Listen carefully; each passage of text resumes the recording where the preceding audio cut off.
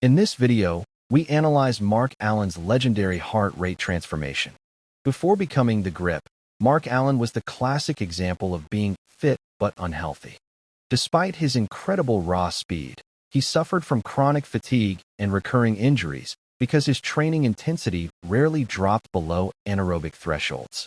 He was essentially burning sugar like a dragster for every workout, leaving his aerobic engine surprisingly undeveloped and his cortisol levels sky-high.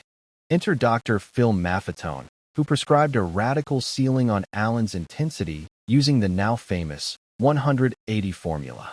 By subtracting age from 180, Maffetone established a maximum aerobic function, or MAF, heart rate. This wasn't just a generic Zone 2 estimate. It was intended as a hard biological limit to force a shift from glycolytic energy systems to lipid metabolism and mitochondrial density adaptation. The transition was humiliating. To stay under his strict MAF heart rate cap of 155 beats per minute, Allen had to slow his pace to a pedestrian 8:15 per mile, even walking up minor hills. For a world-class athlete used to hammering 5-minute miles, this required immense discipline to suppress the ego. He was rebuilding the house's foundation, but for the first few months, it felt agonizingly like watching paint dry. To track physiological adaptation without anaerobic interference, they utilized the MAF test on a monthly basis. This involves running at the specific MAF heart rate on a controlled track and measuring the pace per mile over time. Unlike a VO2 max test, which measures potential, this measures aerobic economy. Essentially, how much horsepower you can generate with the least amount of fuel. The physiological adaptation took years, but the longitudinal data was undeniable.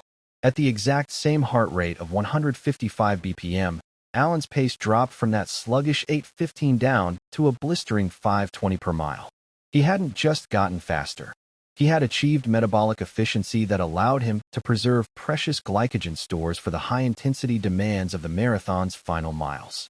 This massive aerobic engine powered Allen to 6 Ironman World Championship titles, finally breaking the stalemate of the Iron War.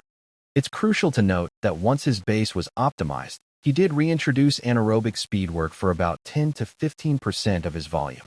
However, the MAF foundation ensured his body could handle that specific intensity without the injuries that plagued his early career. Subscribe for more deep dives into heart rate science.